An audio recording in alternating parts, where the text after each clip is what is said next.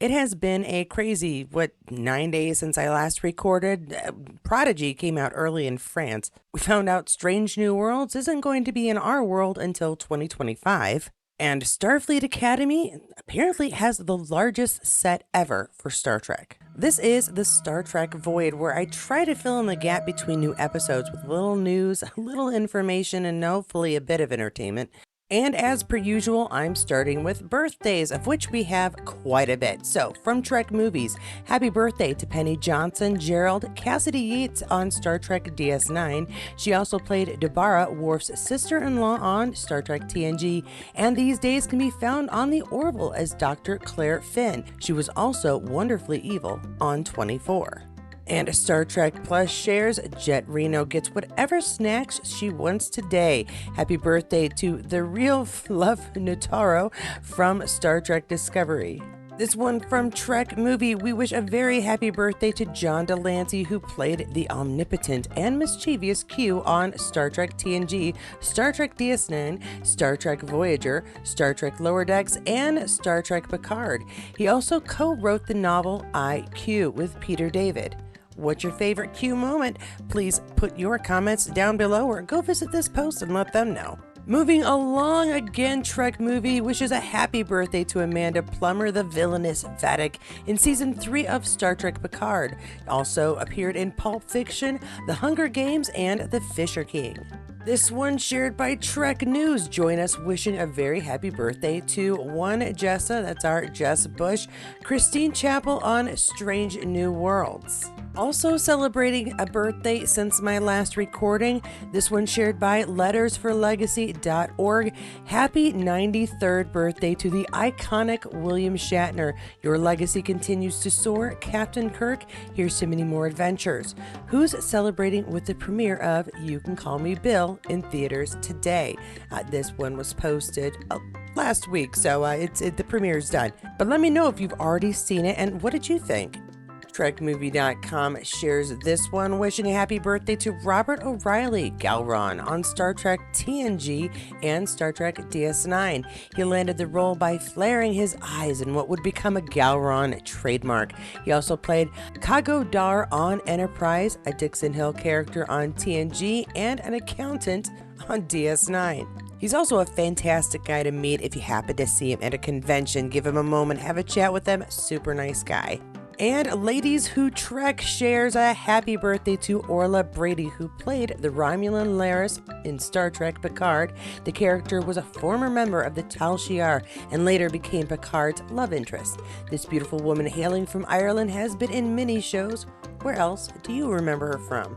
And I'll be honest, she looks familiar, but I can't name where I've seen her other than Picard, although I am still a little sad that they dropped the storyline from Picard with her and Picard. I enjoyed them as a couple. Nothing against Crusher, just I enjoyed this. And we are not done with the birthdays, like I said, since my last recording. This one shared by Bonnie Gordon herself. Hello, year 38. It's midnight and officially my birthday. I don't really celebrate. However, comment below with a happy memory, either a memory we share or just something positive that reminds you of me. This way, I can read these happy thoughts throughout the day and smile. And honestly, I have a great story where I met her. My daughter, who is a huge Prodigy fan, was not able to be at the same convention. I let her know that my daughter really enjoyed her, and she sent a message personalized to her. I was able to record it. Hi Shirley, it's Bonnie Gordon. I'm so sad you can't be here, but I just wanted to say hello and thank you so much for watching Star Trek Prodigy. I hope to see you at the next con. Live long and prosper. She is just a super friendly, super nice Trekkie. And as we wind up our birthday wishes, we have reached the part where we remember those who have passed. And of course, first off here is Leonard Nimoy. This is shared by Ash, a hero of mine growing up. On his birthday, what comes to mind? Honestly, when I think of Leonard Nimoy, I obviously think of Spock, but second of all, I think of In Search Of. I always enjoyed In Search Of as a kid. I was a very curious child. And PBS In Search Of, Leonard Nimoy voicing it, I just thought it was fantastic. Continuing, this one is shared by Trek Movies. On her birthday, we remember the magnificent DC Fontana, who helped shape the world of Star Trek so brilliantly. She was a writer on the original series, animated series, Star Trek TNG, and Star Trek DS9. She wrote classics like Journey to Babel and introduced Gene Roddenberry to the legendary costumer William Ware Theiss. And last but certainly not least, this one shared by TrekMovie.com as well. On her birthday, we remember Annie Wersching, whose very first TV role was playing Liana in the Star Trek Enterprise episode Oasis. She wowed viewers of Star Trek Picard Season 2 with her role as the Borg Queen, gone far too soon. And the hashtags down here, you may know her from Timeless, Runaways, Bosch. She also played Castle's ex on the TV series Castle. So yeah, she was a very familiar face and exceedingly young to be gone. A real shock to the Trek world, and Annie, you are missed. And I'm going to switch gears here a little bit, so if you get a little whiplash, that's all me. This one is shared by TR Vulcan, and it is kind of a joke that gave me a giggle. So this is Never Stop Spocking, shared by Geek Girl Travel. If you read below, it says the Bank of Canada urges Star Trek fans to stop spocking their fivers.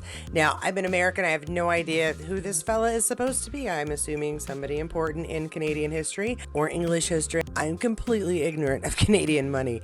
But you know what? I can't blame him. If we had a guy who looked like this on our money, we'd probably be spocking it too. Sorry.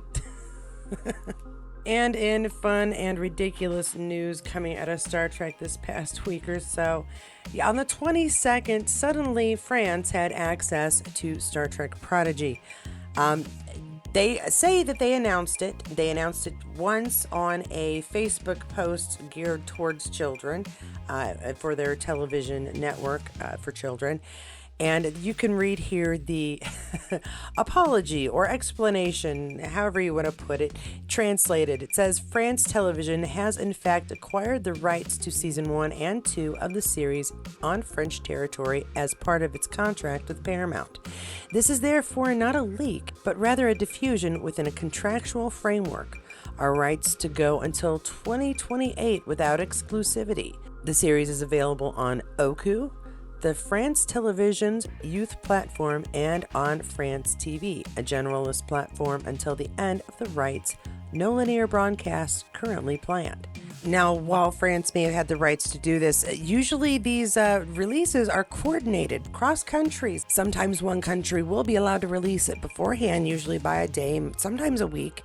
But there's a reason for the coordination, so that the numbers as they're released reflect the popularity of the show. Spreading the release around on different dates does become a bit of a problem. And before France released that official explanation, there were many questions as to what the heck was going on, as seen here by this post by Dan and Kevin Hageman, who, as the creators, would like to know what the heck's going on. Apologize for our silence. We still don't have all the puzzle pieces on this France TV thing. Once we get some clarification, we'll share what we can, Star Trek Prodigy. And while that coordinated release never happened, and that allows us to actually see all of those numbers, we can say one thing positive about this. It is, however, a big happy surprise for French fans who have been impressively restrained and kept spoilers almost completely off socials. Which I can say is probably not something that Americans would be so restrained about. We share spoilers, a few days afterwards to give people a chance, but they're out there pretty quickly, yeah. Now, we still have no release date for Prodigy Season 2 here in the States or anywhere else. And quite frankly, Netflix could release it whenever they feel like it. They have the rights to. But we do hope for a more coordinated release for the rest of us, simply so that, again, we can see those numbers and give ourselves a better chance to get a Season 3. Now I want to take a look at this post shared on Twitter. Kitty Ann Swink shares, look for Team Trek at purplestride.org and join Brass Tab, Jay Billingsley 60, Jonathan Frakes, Shimmerman Armin, and myself to raise the chances for pancreatic cancer patients, their families, and friends. And real quick, let's take a look at the message that comes along with it. Take the first step in the fight against pancreatic cancer. PanCan Purple Stride is coming up April 27th. And you will find a link below to get more information about that as well. Now we're going to talk about the success of one of our own here. Ed Speleer has shared a little film we made, seems to be doing all right. Yes, his new film is #1 on Netflix. Irish Wish is a romantic comedy and the first such role for Ed Speleer. I think he did a pretty good job of it. I've already watched the movie and it was enjoyable. And a visitor has an accomplishment to share as well. This book was supposed to be 200 pages when it was proposed, grew to 300, and could easily have been 1,000. My hope is that its title is What We Do, Open a Channel Between Us All. Of course, I will share the link to that for you as well, but this is a book that she has written called Star Trek, Open a Channel, A Woman's Trek. And you can pre-order that today. And in the Trek gaming world, a little bit of disappointing information. This shared by Trek Central. Star Trek Infinite ends development after only releasing in October of 2023. Developer Nimble Giant Entertainment confirmed Infinite will no longer get game updates. Developer Nimble Giant Entertainment has faced staff job losses. Embracer, the owner of the development studio, has been restructuring its studio since mid-2023. Read our full story via Trek Central's website, and I will try to get that link below as well so you can check out the full story. It's just disappointing. And this is unsurprising. This is reported by The Scorch after a certain article, which I will talk about here in just a moment, was released. I don't know, I feel like Section 31 shouldn't be so obvious and trending and all that. Like, isn't their whole shtick to be covert in their operations? Being covert operatives and all. Yet, here they are, just putting their business out there like that. Yeah, Section 31 was trending fairly well for a bit there. This story here that we are going to talk about tells us quite a bit, including a character that we should be looking out for in the upcoming TV movie. Tex Rex host shares this. So Casey Roll as young Rachel Garrett means that Star Trek Section 31 is set in the lost era, early 24th century, right? The Enterprise C was lost in 2344, so I suspect Carl set Michelle Yeoh sometime 10 to 30 years before that. Carl being the Guardian. And it is featuring the Variety article that I will now go to that has so much, not just on Section 31, but Strange New Worlds. As you can see, this is a new lab that sits atop a swirling, bowl of water. There's a pool underneath this flooring that is see-through. That's why you can see this bright blue, some lights shining up.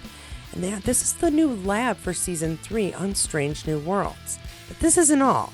Yeah, this recent article put out by Variety, you can find it on Variety.com, and of course you will find that link below. It asks the tough question: does Star Trek still matter? And throughout this article, the answer is obviously yes. They disclosed that the new show, Starfleet Academy, will have the largest set on record for a Star Trek series, and that show is this close to being in production, though by the last report, we know that there are still some important characters yet to be cast.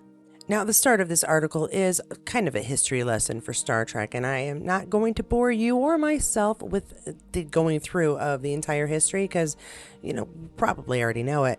There are some fun quotes here with Eugene Roddenberry involved, thanking the fans for their devotion and involvement. And there is quite a bit here from Kurtzman as he discusses the future of Star Trek and how he sees things going. Basically, he says that Star Trek will never end, which I, tend to agree with him. But this article does confirm that Strange New Worlds will not be coming out until 2025. And during the interviews, there is a big difference between the way Peck sees the special effects that they have to deal with, because the green screen is now a big old television screen, basically, and how Anson Mount handles it. Basically, Anson gets seasick. Then the article moves on to Section 31. And of course, how Michelle Yeoh wanted to be involved in Section 31 and how COVID changed that from a television series to a movie she desperately wanted to be a part of and that she's already ready to do a sequel of. Some of the pictures you can see have been revealed, one with the glass floor for the new lab. And then there is this new image. We don't know the actor or character that she's speaking with, but we do know that, they look a little Borgish, if not at least cybernetic in some ways. But you can see Michelle Yeoh is in her full Section 31 garb as the scene is being filmed. This article also discusses how Gene Roddenberry's vision of the future and how Star Trek has expanded to include so many different characters affects Star Trek, affects how the story is being told, and quite frankly expands on how we're able to include so many different types of characters in what we all thought is supposed to be a perfectly utopian society. Well, that's just Earth. There's a whole lot out there. Continuing down through the article, we do get discussions of those new movies we've been talking about. That prequel from J.J. Abrams' reboot, and the fourth movie that would come in line after the previous three in the reboot. And yeah, my brain is blanking as I'm reading through this and making sure I have everything set up. I'm going to stop here so you can see that they do have ideas of who would be involved in the making of this final chapter. We've got Steve Yockey, who is also involved in The Flight Attendant writing. There is another prospective Star Trek film that's going to be written by Seth Grahame-Smith. He was involved in Abraham Lincoln and Vampire Hunter, according to this article. And that one's to be directed by Toby Haynes from Andor and Black Mirror, which I think we've already discussed. And believe it or not, they're on track to begin production at the end of the year. This one, of course, being the prequel, not that fourth movie. And yes, those films are due to be released in theaters, not on our small screens. Further down in the article is where they discuss Starfleet Academy, that large studio, and of course the fact that not going to be a lot of starships involved. These guys are at school, so the framework of the studio, how they're going to film, it's going to be very different than most Star Trek shows because they're not going to be involving a lot of travel on starships.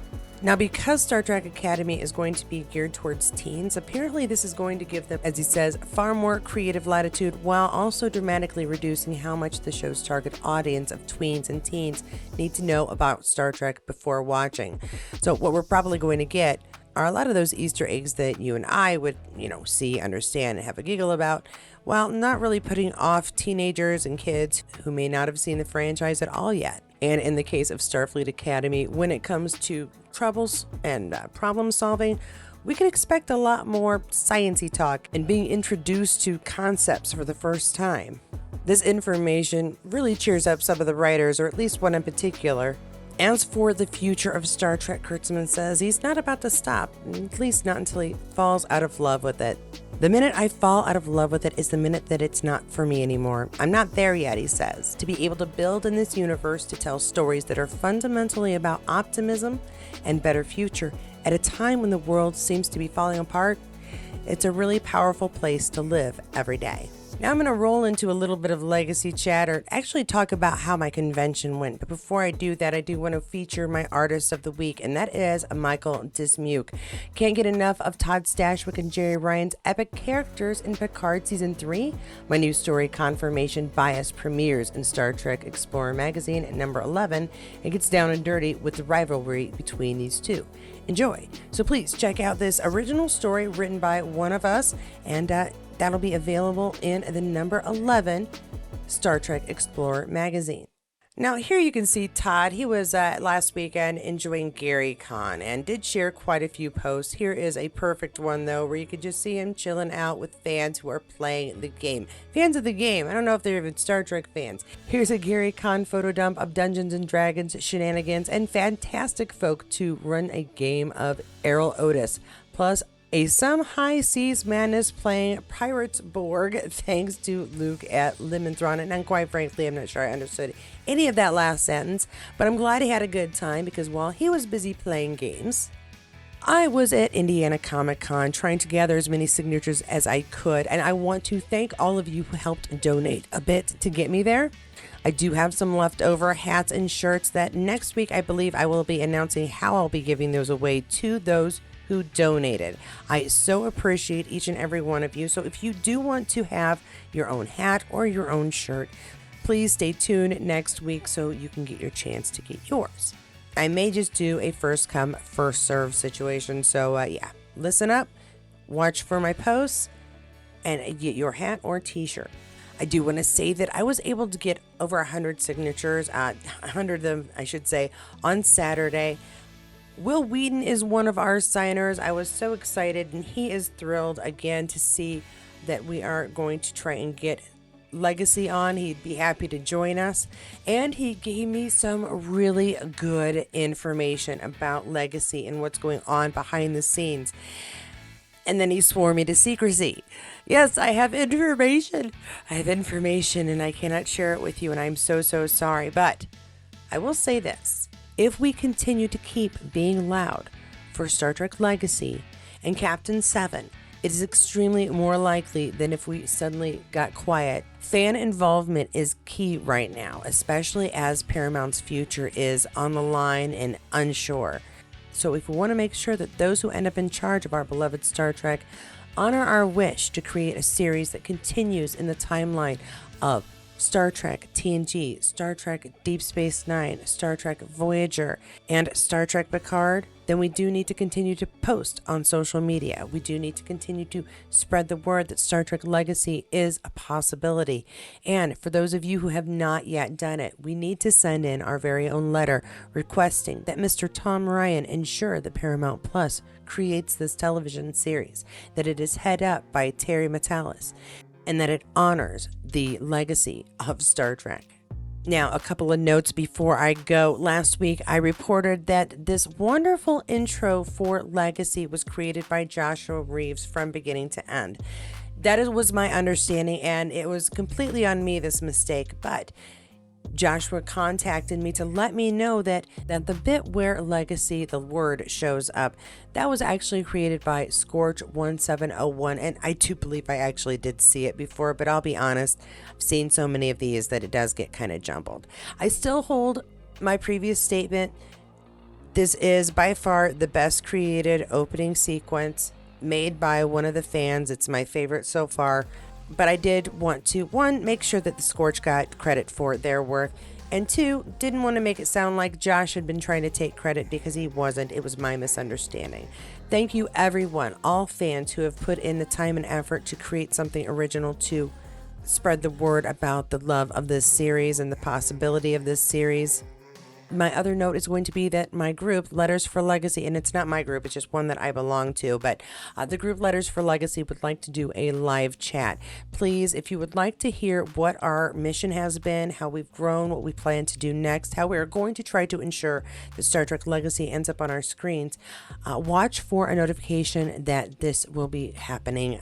We're trying to organize how and when we can all get on at the same time, because we have covered the world. We have a member in Madrid, a member in Germany, a member here in the United States in California, and myself in the United States in Indiana, who would all like to chat at the same time. Imagine the time zone fun that we're having. So if we do get our stuff straightened out, we will have an announcement that we're going to be on. If you'd like to hear what we're doing and join us, please do so. We would love your help, love your input. Every single one of us pushing for this series matters. Now, if you've enjoyed this content and would like to get a little more later, please make sure you like this video, subscribe to this channel. Always feel free to comment below. And I want to thank everyone who has put in some time to make sure I could get to that convention last week, whether it's through views or donations. My patrons, my members, thank you so much for your extra support. And if you would like to see more Star Trek videos, and I have a little interest in Outlander or any of the other shows or things I happen to chat about, please go check out any of those videos here. And as always, I'll see you there. You just won't see me.